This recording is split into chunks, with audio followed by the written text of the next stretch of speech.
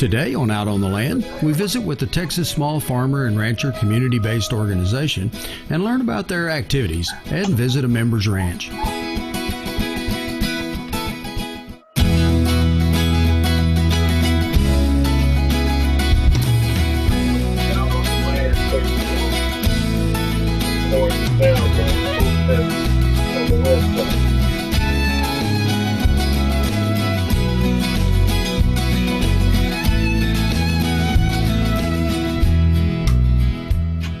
Out on the Land with Larry Butler is presented by Dow AgroSciences, the range and pasture specialists.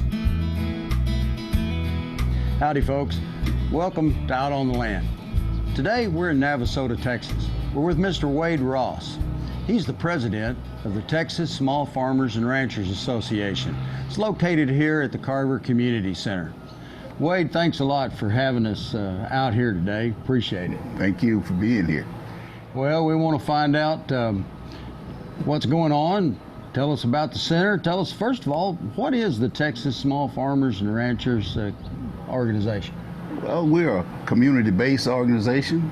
Our main thrust is informing producers that are in the farming and ranching industry about the activities that are going on in their local geographic areas, and also to keep them abreast of what educational programs are coming up to make it easier for them to perform their daily duties.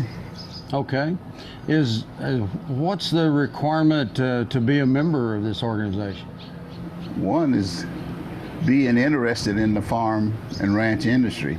You don't have to be a landowner, but you could be a participant, employee of a farm or ranch, or be an instructor, because our major thrust is through education.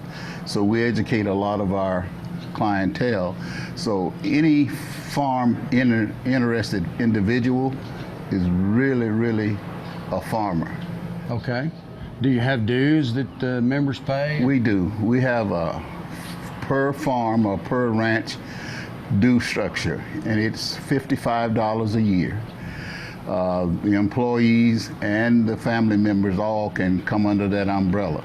Okay. But when it's time to do business, that $55 only carry one vote.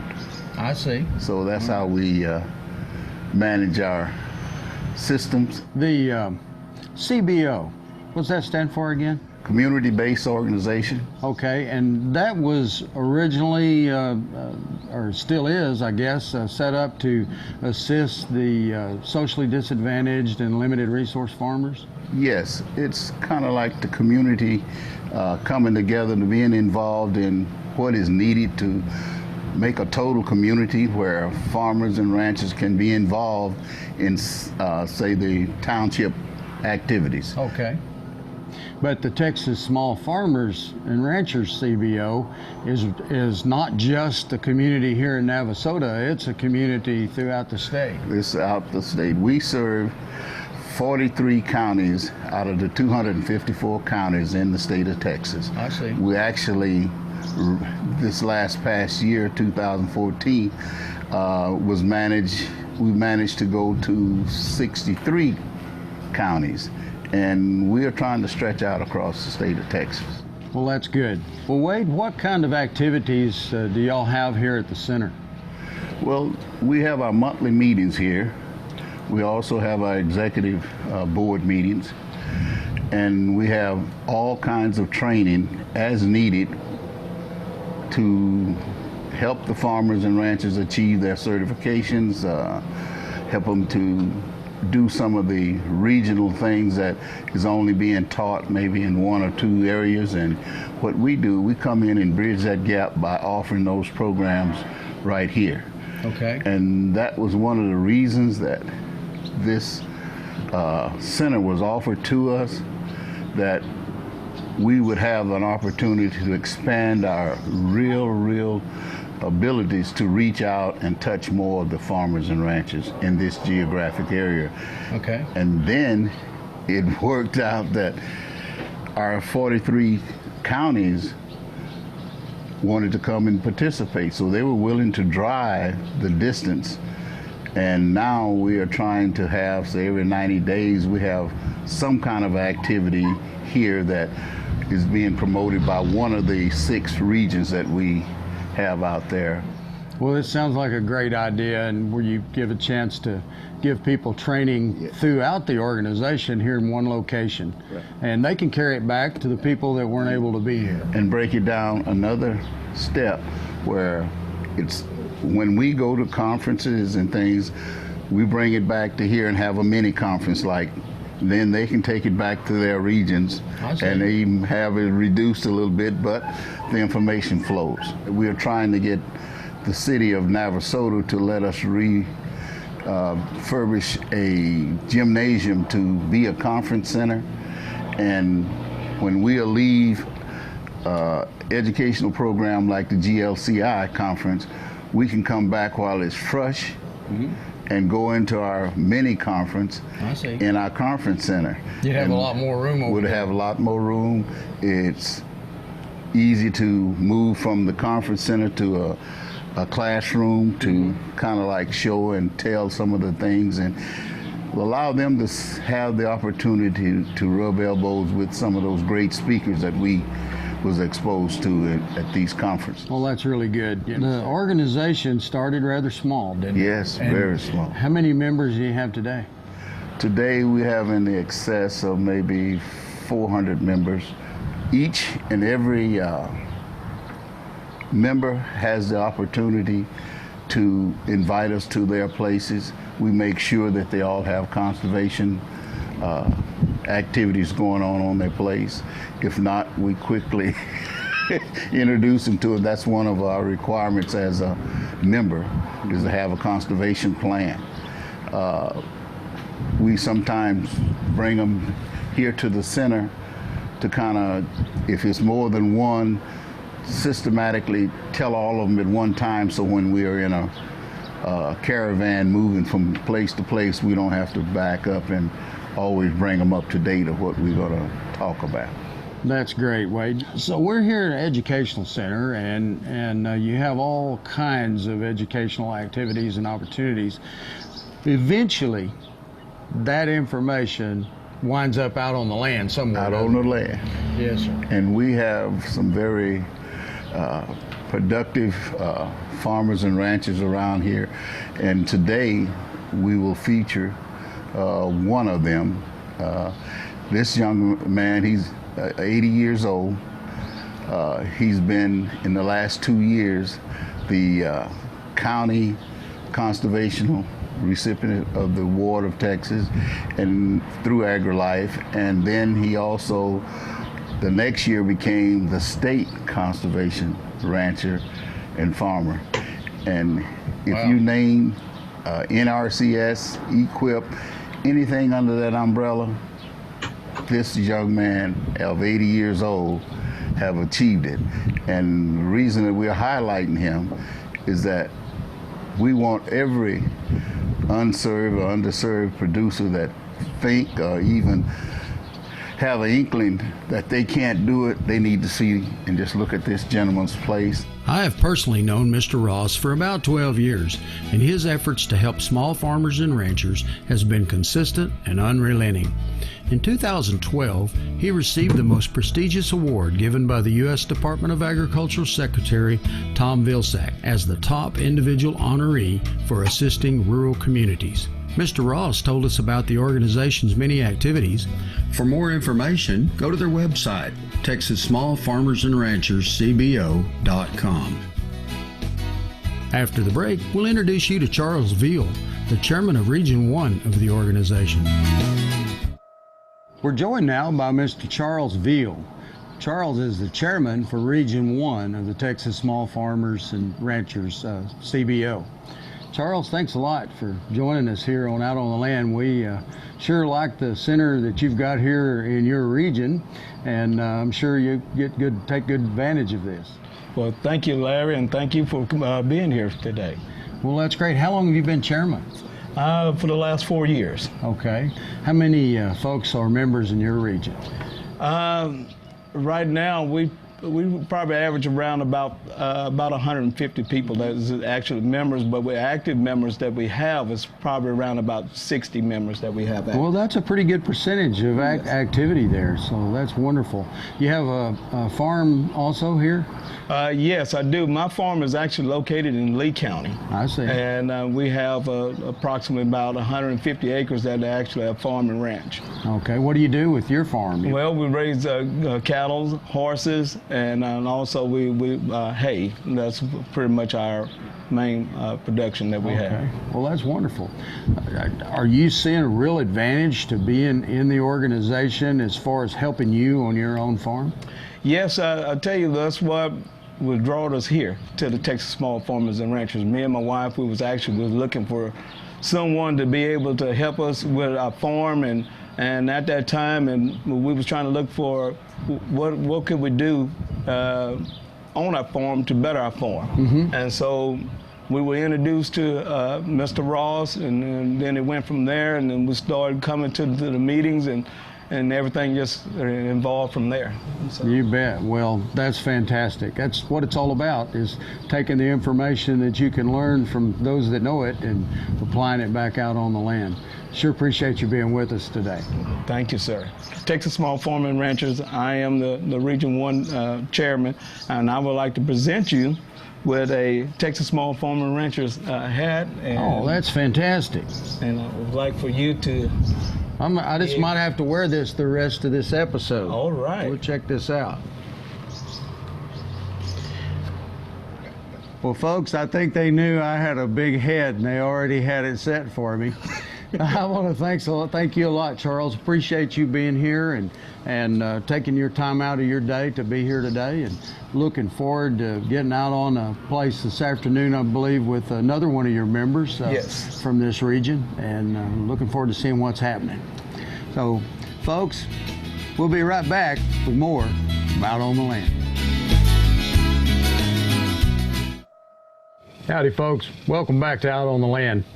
We're out here today with Henry Day. Henry is ranching here near Milliken, Texas. Henry, thanks a lot for having us out here. You're welcome. We really appreciate you being here. I understand that you're a member of the Texas Small Farmers and Ranchers CBO, worked with Wade Ross and some others. How did you get involved in that? Well, I first got involved with Wade Ross back in 2003. I met him on the side of the road, and he stopped and started talking to me and over the fence there. And we started communicating and started working together, and I followed him over to the ranch, and we started planting grass together, and just kind of helping one another out. Well, that's good. So how long have you had this ranch? This ranch has been here since a bit over 100 years, 1890 something. And my grandfather, Veal, mm-hmm. He purchased this land back in the 1800s. And I never left here. I just went away and worked and come back, and I've always been here all my life, raised here on this ranch. Quite a history here. Yep. So you've been doing some conservation work, I know. What did this look like before you planted this grass? Well, we had nothing but dove weeds and mesquites and needlegrass. And I had McCartney roses. And that's no grass for raising cattle, just weeds and well, goat weeds and all that kind of blue shades, all that stuff hard to kill. We didn't know how to kill that stuff then. Didn't know it. You sure made a difference in the landscape today. Well, we put a lot of work into it with the help of NRCS and Wade Ross. Mm-hmm. He was the one that got me started with NRCS. Okay, yeah. And the Texas Small Farmers Association, or CBO, excuse me, is what Wade is working through today. But he was actually working with you as that was being developed. Right. And he knew something about the land and shared his knowledge with you. Yeah, that's right. I got with him, and he shared a lot of knowledge to me about the land and the soil samples and all that stuff, what I needed to do. And he got me connected with NRCS, and he advised me all the way down the line. We have a small spot of coastal Bermuda. We did some excavating back there. We had about 4 acres of coastal, but we got Tifton now? Yeah, we got Tifton, and we got Alicia, and we got some Bahia. Of course, we just planted some Texas Tough back down there, and we got about 4 different kinds of grasses. Okay. And you're grazing all of it, haying some of it. What are you doing there? Well, we was haying all of it, and my nephew came in a year ago to help me out, and we brought in some breeding stock, show cows, and we're going to develop them for the future. Okay. We got 157 acres in here, and we got cross-fenced all of them. We got 5 pastures out of that. Are you rotating your cattle from pasture to pasture at different times? Or? That's right. We rotate them from pasture to pasture right now, and they're not able to keep up with the grass. Grass growing pretty fast. Yeah, it's growing pretty fast. I guess we've been blessed by the rain. Right. We've had some pretty dry times in Texas, but we've got some good rains lately. Yep.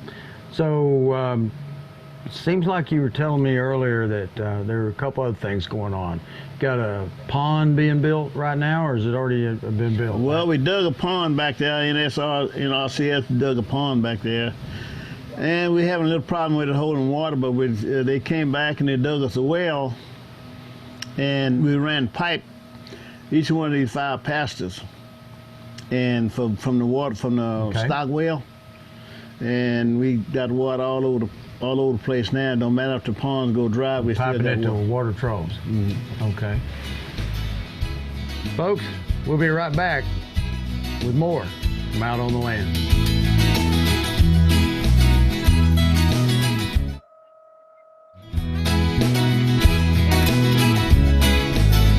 When we came back, Mr. Day told us about erosion he controlled with some gully shaping and planting, cross fences constructed for grazing management, and the grasses he planted. He credits Mr. Ross and the Texas Small Farmers and Ranchers CBO and the Natural Resources Conservation Service for providing him with the knowledge and assistance to improve his ranch. Well, I know one of the things that Mr. Ross was telling us about a little earlier was that was a concern about keeping the next generation out here on the land. That's why I got my nephew come in. So see, he's just 33 years old, and I'm 80. So if he can come in, we get to work. We work together and we run this ranch together right now, which I'm getting him up to speed on the grass part, and he pretty much taking care of the cattle, the purebreds. Okay.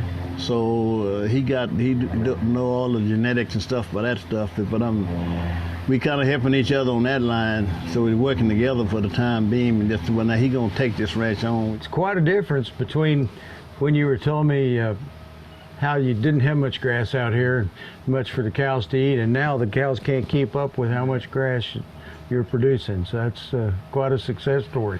Yeah, we went in here in October and really got involved. We was cutting and baling hay off here, so we decided, I got with Taiwan, and my nephew, we decided to don't cut in the hay, just graze this. But I don't know, we might have to cut some.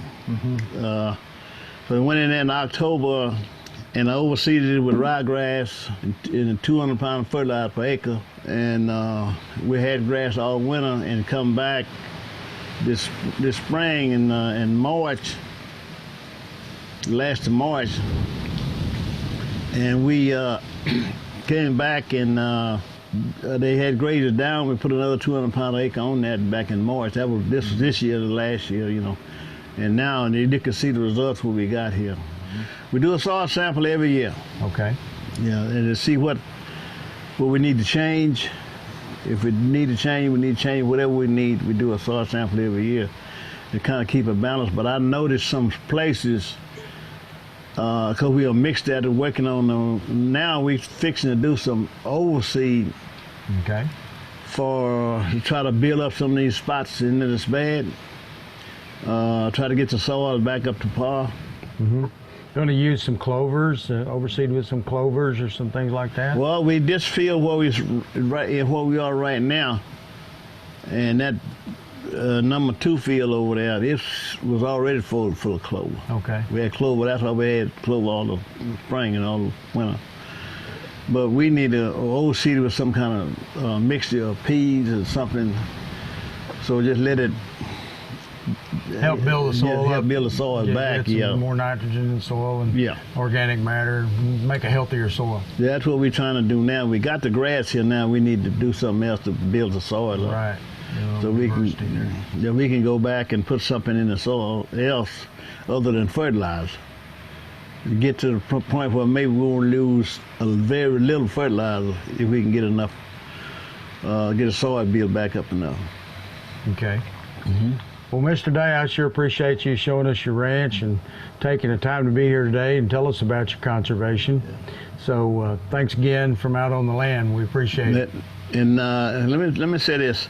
Okay. You see all of this Tifton, this Alicia field right here and the Alicia field over there. I got this grass from a grocery bag. I got a grocery bag full out of a friend of mine's backyard in Houston. Really? And I brought it up here and I started with one grocery bag. Just Alicia grass sprigs. Mm-hmm. Up here there was nothing but needle grass, so I planted, and now you got about 40 acres of all Alicia grass. All started from that one bag? One bag. That's amazing. If you take care of the land, it'll take care of you. That's right. That's for sure right. So we've been working. Good stewardship. That's good Lord told us we needed to have good stewardship, didn't he? Right. Yeah. Right. Well, thank you so much for having us out here today. Okay, and I appreciate you coming. Oh, you bet. You bet. Okay. Well, folks, that'll wrap up this show. We'll see you again next week when once again we're out on the land. Next week, we visit with Stay Tough Fence Manager Randy Lentz and Kent Ferguson and learn more about fence planning and construction. Out on the Land with Larry Butler is presented by Dow AgroSciences, the range and pasture specialists.